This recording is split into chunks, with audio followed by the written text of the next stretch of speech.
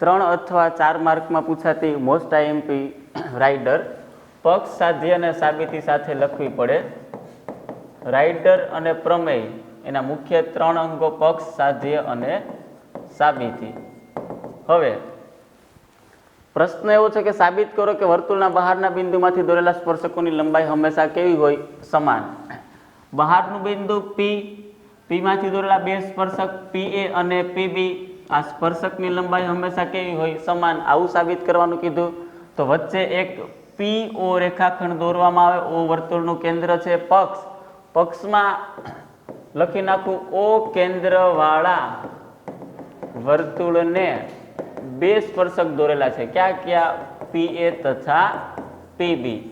સાધ્ય કયું પરિણામ સાબિત કરવાનું છે? તો કે PA બરાબર PB. સ્પર્શકની લંબાઈ કેવી હોય? સમાન.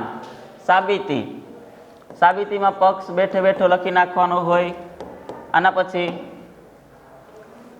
બે ત્રિકોણ બને. સ્પર્શક PA અને PB દોરવાથી બે ત્રિકોણ બને. ક્યાં ક્યાં? ઉપરનો ત્રિકોણ POA, ત્રિકોણ POA તથા નીચેનો ત્રિકોણ POB. ત્રિકોણ POB માં બે ત્રિકોણ બને. એમાં ત્રિજ્યા સ્પર્શકને લંબ હોવાથી ખૂણો A અથવા તો ખૂણો OAP કેટલાનો થાય? 90 અંશનો. અને બીજો ખૂણો OBP એ પણ કેટલાનો થાય? 90 અંશનો. આવું કોણ કહે છે? તો મારે લખવું પડે કાઉન્સમાં. પ્રમેય 10.1.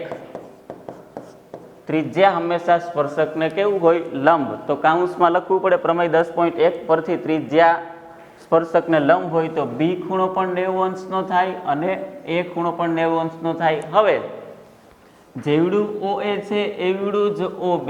આવું કેમ? તો કે એક જ વર્તુળની ત્રિજ્યા. જેવડું OA છે એવડું જ OB. તો એમાં પણ લખવું પડે. કેમ? તો કે એક જ વર્તુળની ત્રિજ્યા સમાન હોય.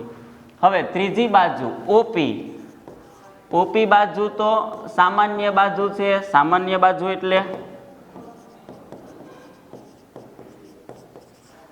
બાજુ એટલે ઉપરના ત્રિકોણમાં પણ OP બાજુ લાગે, નીચેના ત્રિકોણમાં પણ OP બાજુ લાગે. એટલા માટે OP બાજુ એ સામાન્ય બાજુ છે. તો કઈ શરત મુજબ?